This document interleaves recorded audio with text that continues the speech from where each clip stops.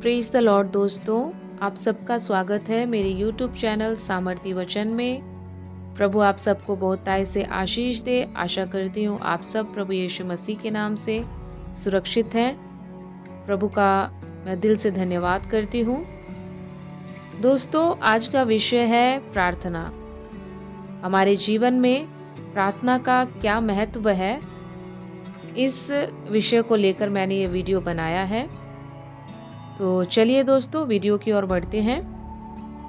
मेरे प्रियो, मसीह जीवन में प्रार्थना नहीं तो कुछ नहीं।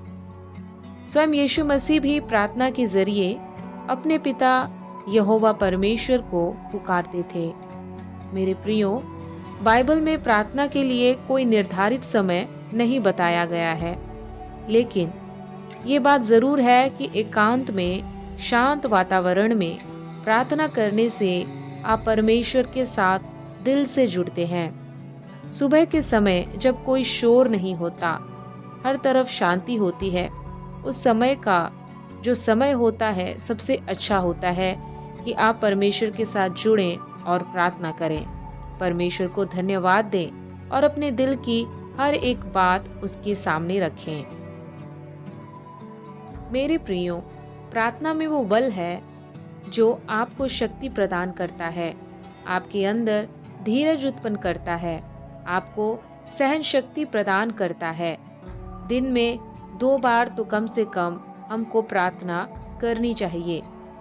भजन संहिता 145 के 18 में कहा गया है, जितने यहोवा को पुकारते हैं, अर्थात जितने उसको सच्चाई से पुकारते हैं, उन सबों के वह निकट रहता है।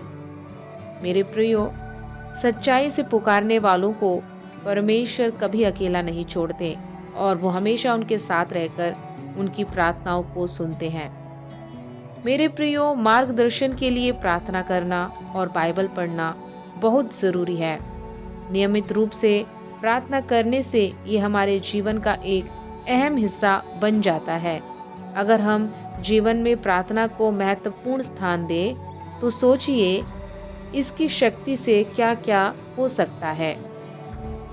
मेरे प्रियो, परमेश्वर स्वयं हमारे साथ जुड़ने की ज़रूरत को समझता है और इसलिए उसने हमें बाइबल में मार्गदर्शन प्रदान किया है जो हमारे जीवन में बदलाव और उसके साथ हमारा संपर्क बना सकता है। प्रार्थना हमारे दिल की बात को परमेश्वर के साथ साझा करने का एक तरीका है, जैसे कि हम अपने खास दोस्तों के साथ करते हैं। और ये ऐसा है कि जब भी हमें समय मिले, कहीं भी कभी भी हम कर सकते हैं। प्रार्थना में परमेश्वर के साथ जुड़ने का अर्थ जीवन में शांति, धीरज और आनंद को लाना है। परमेश्वर चाहता है कि हम प्रार्थना के माध्यम से अपने जीवन को उसके साथ जोड़ें। वो चाहता है कि जब भी कोई उससे प्रार्थना करे तो वह उसकी सुने और उनकी ज़रूरतें पूरी करे, उनको सुख और शांति प्रदान करे। लेकिन साथ ही साथ वह ये भी चाहता है कि हम उसकी इच्छाओं को भी जानें कि उसकी इच्छा क्या है। जब हम परमेश्वर की इच्छा के आगे झुकते हैं तो हम एक नए प्रकार की खुशी और शांति का अनुभव कर सकते हैं। प्रार्थना करने का अर्थ ये नहीं होता कि हम हमेशा प्रार्थना में कुछ न कुछ मांगते रहें। अधिकांश लोगों की प्रार्थनाएं अपनी ज़रूरतों को पूरी करने के लिए होती हैं। हम अपने दुखों में और अपनी ज़रूरतों को लेकर इतने चिंतित हैं कि हम प्रार्थना में केवल अपनी खुशियों को मांगते हैं और अपनी ज़रूरतों को पूरी होने की दुआ करते हैं। मेरे प्रियो, हमेशा अपने लिए, अपने परिवार के लिए प्रार्थना करना गलत नहीं, लेकिन बाइबल हमें ये भी सिखाती है कि हम दूसरों के लिए भी प्रार्थना करें। जब कोई बीमार हो, जब कोई मुसीबत में हो, जब कोई दुखी हो, तो मसीह भाई बहन होने के नाते हम उनके लिए वैसे ही प्रार्थना करें जैसे हम अपने लिए प्रार्थना करते हैं, क्योंकि ये ज़रूरी है। इससे परमेश्वर खुश होते हैं और उनके साथ हमारा रिश्ता गहरा होता जाता है। मेरे प्रियो, यीशु मसीह ने क्रूस पर बलिदान दिया हमारे लिए, हमारे पापों के लिए। ये मृत्यु यीशु मसीह ने अपने लिए नहीं बल्कि हमारे लिए सहा। यीशु मसीह हमारे लिए क्रूस पर चढ़ गए ताकि हमें पापों से मुक्ति मिल सके।